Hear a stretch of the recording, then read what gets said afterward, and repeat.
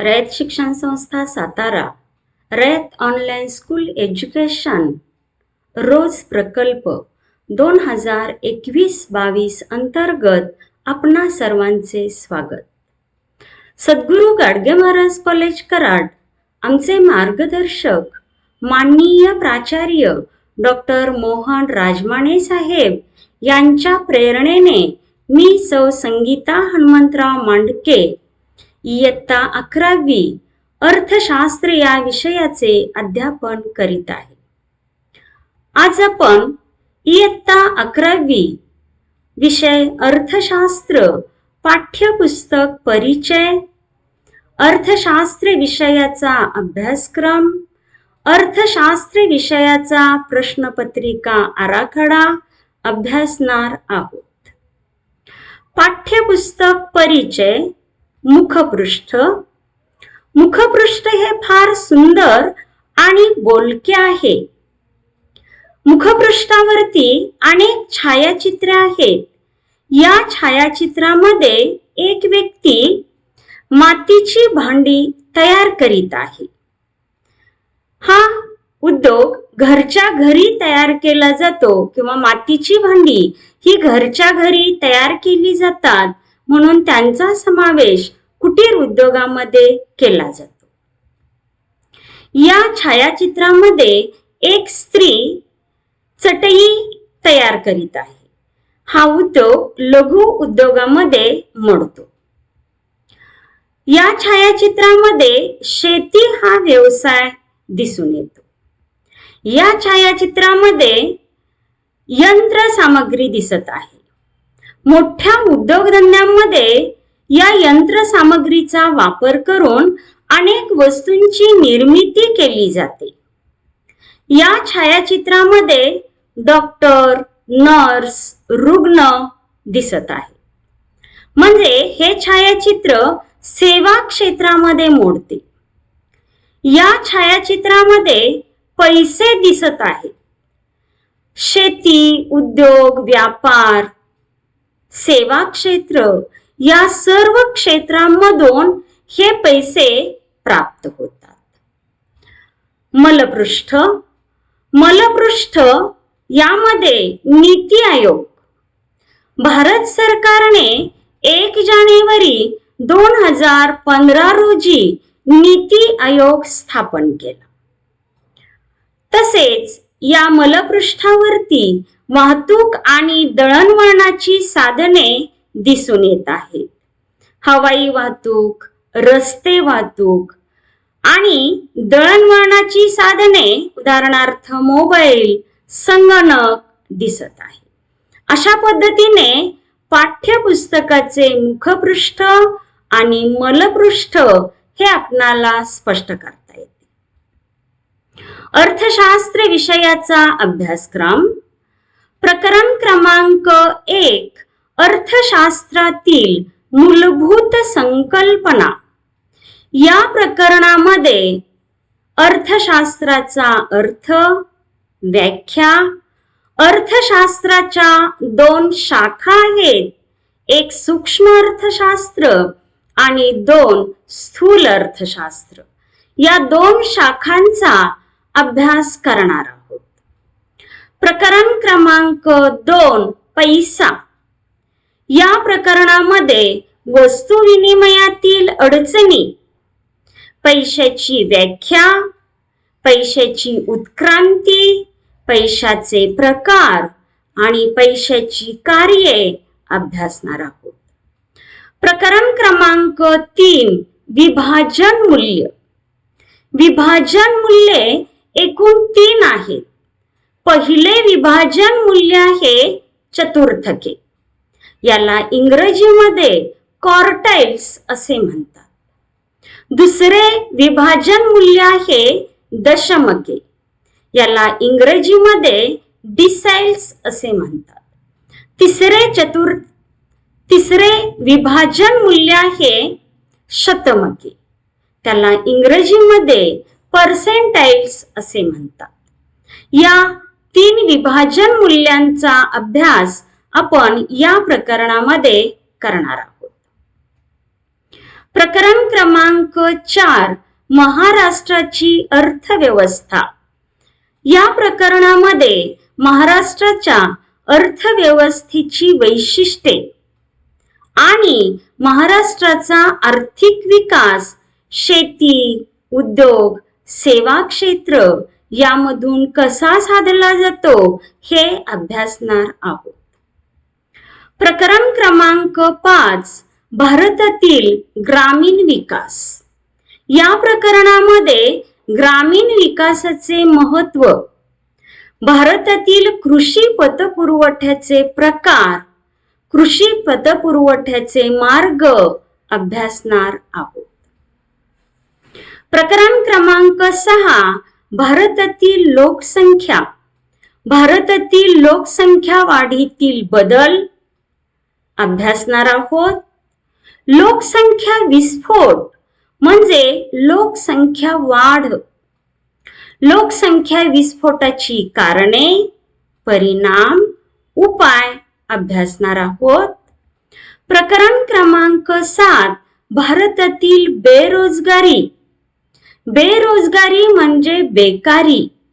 बेरोजगारीचा अर्थ, बेरोजगारीचे प्रकार, बेरोजगारी निर्माण होण्याची कारणे, परिणाम, उपाय अभ्यासणार आहोत. प्रकरण क्रमांक 8 भारतातील दारिद्र्य. दारिद्र्याचा अर्थ, दारिद्र्याचे प्रकार, दारिद्र्य निर्माण होण्याची कारणे, परिणाम, उपाय अभ्यासणार आहोत. प्रकरण क्रमांक 9 भारताचे 1991 पासूनचे आर्थिक धोरण. भारत सरकारने 1991 मध्ये नवीन आर्थिक धोरण स्वीकारले. या नवीन आर्थिक धोरणाची वैशिष्ट्ये अभ्यासणार आहोत. नवीन आर्थिक धोरणाचे घटक, उदाहरणार्थ उदारीकरण, खाजगीकरण, जागतिकीकरण यांचा अभ्यास करणार आहोत. प्रकरण क्रमांक 10 भारतातील आर्थिक नियोजन. आर्थिक नियोजनाची व्याख्या अभ्यासणार आहोत. भारत सरकारने 15 मार्च 1950 रोजी आर्थिक नियोजनाची स्थापना केली. या आर्थिक नियोजनामध्ये पंचवार्षिक योजनांचा अभ्यास करणार आहोत. तसेच नीती आयोग 1 जानेवारी 2015 रोजी भारत सरकारने नीती आयोगाची स्थापना केलेली आहे. अशा पद्धतीने अर्थशास्त्र विषयाच्या अभ्यासक्रमामध्ये एकूण 10 प्रकरणांचा समावेश आहे. वार्षिक मूल्यमापन आराखडा. प्रथम सत्र एकूण 75 गुणांचे आहे. प्रथम सत्रातील पहिली परीक्षा आहे चाचणी क्रमांक 1. गुण आहेत 25. प्रथम सत्रातील दुसरी परीक्षा आहे प्रथम सत्र परीक्षा. गुण आहेत 50. प्रथम सत्र हे 75 गुणांचे आहे. द्वितीय सत्र हे 125 गुणांचे आहे. द्वितीय सत्रातील पहिली परीक्षा आहे चाचणी क्रमांक 2. गुण आहेत 25. दुसरी परीक्षा आहे द्वितीय सत्र परीक्षा. गुण आहेत 80. आणि तिसरी परीक्षा आहे अंतर्गत मूल्यमापन. गुण आहेत 20. द्वितीय सत्र हे 125 गुणांचे आहे आणि प्रथम सत्र हे 75 गुणांचे आहे. दोन्हींची बेरीज 200 होते. अंतिम निकाल सरासरी 200 भागिले 2 बरोबर 100. 100 पैकी तुम्हाला किती मार्क्स मिळाले हे अर्थशास्त्र या विषयामध्ये वार्षिक परीक्षेमध्ये समजते. अशा पद्धतीने वार्षिक मूल्यमापन आराखडा आहे. अर्थशास्त्र विषयाचा प्रश्नपत्रिका आराखडा इयत्ता 11वी आणि इयत्ता 12वी साठी प्रश्नपत्रिका आराखडा सारखाच आहे. इयत्ता 11वी विषय अर्थशास्त्र, गुण आहेत 80, वेळ आहे 3 तास.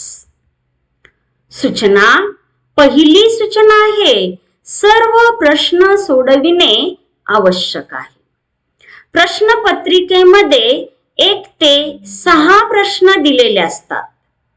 त्यामधील पहिला प्रश्न सोडविणे आवश्यकच आहे. प्रश्न क्रमांक 2 मध्ये 5 पैकी 3 प्रश्न तुम्हाला सोडवायला सांगितलेले असतात. प्रश्न दुसरा ब यामध्ये सुद्धा 5 पैकी 3 प्रश्न सोडवायचे असतात. प्रश्न क्रमांक 3 यामध्ये सुद्धा 5 पैकी 3 प्रश्न सोडवायचे असतात. प्रश्न क्रमांक 4 यामध्ये सुद्धा 5 पैकी 3 प्रश्न सोडवायचे असतात.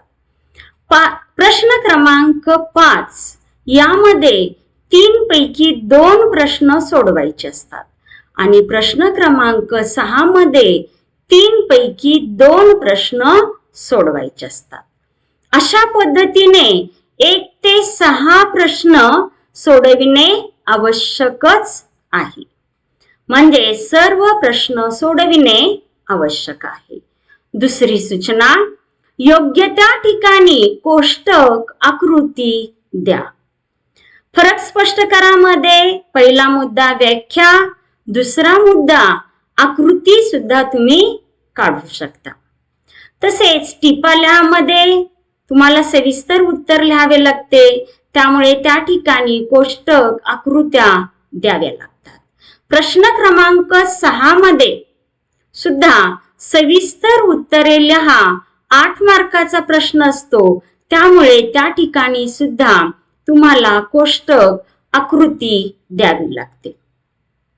तिसरी सूचना आहे उजव्या बाजूचे अंक प्रश्नाचे गुण दर्शवितात. चौथी सूचना आहे नवीन प्रश्नाची सुरुवात नवीन पानावर करावी.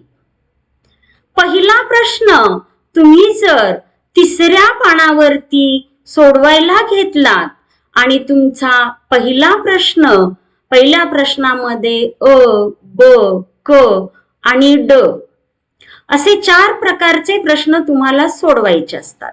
त्यामुळे 3ऱ्या पेजवरून तुम्ही अ, ब, क, ड लिहित गेलात तर तुमचा प्रश्न जर 5व्या पेजवरती संपला, 5व्या पानावरती संपला, तर तुम्ही दुसरा प्रश्न हा 6व्या पानावरती लिहायला घ्यायचा आहे. दुसरा प्रश्न अ आणि ब पुढच्या पेजवरती 6व्या पासून तुमचे 9 पर्यंत दुसरा प्रश्न जर तुमचा संपला तर तुम्ही 10व्या पेजवरती 3रा प्रश्न लिहायला सुरुवात करायची आहे. म्हणजे नवीन प्रश्नाची सुरुवात नवीन पानावर करावी. अशा पद्धतीने 4 महत्त्वाच्या सूचना प्रश्नपत्रिकेमध्ये असतात. प्रश्न क्रमांक 1 अ, योग्य पर्याय निवडा. गुण आहेत 5. ब, विसंगत शब्द ओळखा. गुण आहेत 5. क, सहसंबंध पूर्ण करा. गुण आहेत 5. ड, विधाने पूर्ण करा. गुण आहेत 5. अशा पद्धतीने पहिला प्रश्न तुमचा 20 गुणांचा असतो. आता याच प्रश्नामध्ये अजून 4 प्रकारचे प्रश्न तुम्हाला विचारले जाऊ शकतात. पहिला प्रश्न आहे विधान आणि तर्क प्रश्न. गुण असतात 5. दुसरा प्रश्न आहे आर्थिक पारिभाषिक शब्द लिहा. गुण असतात 5. तिसरा प्रश्न आहे योग्य जोडी ओळखा, गुण आहेत 5. आणि चौथा प्रश्न आहे चुकीची जोडी ओळखा, गुण आहेत 5. अशा पद्धतीने पहिल्या प्रश्नामध्ये 8 प्रकारच्या प्रश्नांपैकी 4 प्रकारचे प्रश्न तुम्हाला पहिल्या प्रश्नामध्ये 5-5 गुणांसाठी विचारले जाऊ शकतात. पहिला प्रश्न 20 गुणांचा आहे. प्रश्न क्रमांक 2 खालील उदाहरणाच्या आधारे संकल्पना ओळखून संकल्पना स्पष्ट करा. 5 संकल्पना दिलेल्या असतात, त्यापैकी 3 संकल्पना तुम्ही लिहायच्या असतात. गुण आहेत 6. म्हणजे एक संकल्पना किंवा एक प्रश्न लिहिण्यासाठी 2 गुण आहेत. या 2 गुणांची सुद्धा फोड केलेली आहे. संकल्पना ओळखून संकल्पना स्पष्ट करा. संकल्पना ओळखण्यासाठी 1 गुण आहे. त्या संकल्पनेचे नाव लिहिण्यासाठी 1 गुण आहे. आणि संकल्पना स्पष्ट करण्यासाठी 1 गुण आहे. असे 2 मार्कांसाठी संकल्पना ओळखून स्पष्ट करा असा प्रश्न असतो. प्रश्न दुसरा ब, फरक स्पष्ट करा. 5 दिलेले असतात, त्यापैकी 3 लिहायचे असतात. गुण आहेत 6. फरक स्पष्ट करामध्ये पहिला मुद्दा हा व्याख्येचा येणे आवश्यक आहे. उदाहरणार्थ तुम्हाला फरक विचारला सूक्ष्म अर्थशास्त्र आणि स्थूल अर्थशास्त्र, तर सूक्ष्म अर्थशास्त्राची व्याख्या पहिला मुद्दा, स्थूल अर्थशास्त्राची व्याख्या पहिला मुद्दा. दुसरा मुद्दा परस्पर संबंध स्पष्ट करा किंवा परस्पर संबंध लिहायचा असतो. सूक्ष्म अर्थशास्त्र आणि स्थूल अर्थशास्त्राचे उदाहरण लिहिले तरी चालू शकते. परस्पर संबंधासाठी तुम्ही इतर फरकांमध्ये व्याख्या आणि आकृती सुद्धा काढू शकता. व्याख्येला 1 मार्क असतो आणि परस्पर संबंधाला 1 मार्क असतो. अशा पद्धतीने फरक स्पष्ट करायचे 2 मुद्दे तुम्ही लिहिले तरी चालू शकतात. सूक्ष्म अर्थशास्त्र आणि स्थूल अर्थशास्त्रामध्ये आकृती नाही, म्हणून तुम्ही परस्पर संबंध लिहू शकता. अशा पद्धतीने फरक स्पष्ट करा हा 6 गुणांसाठी प्रश्न असतो. प्रश्न क्रमांक 3 खालील प्रश्नांची उत्तरे लिहा. हा प्रश्न टिपेसारखा असतो. दिलेले असतात 5 आणि तुम्ही लिहायचे असतात 3. गुण आहेत 12. म्हणजे हा प्रश्न 4 गुणांसाठी आहे.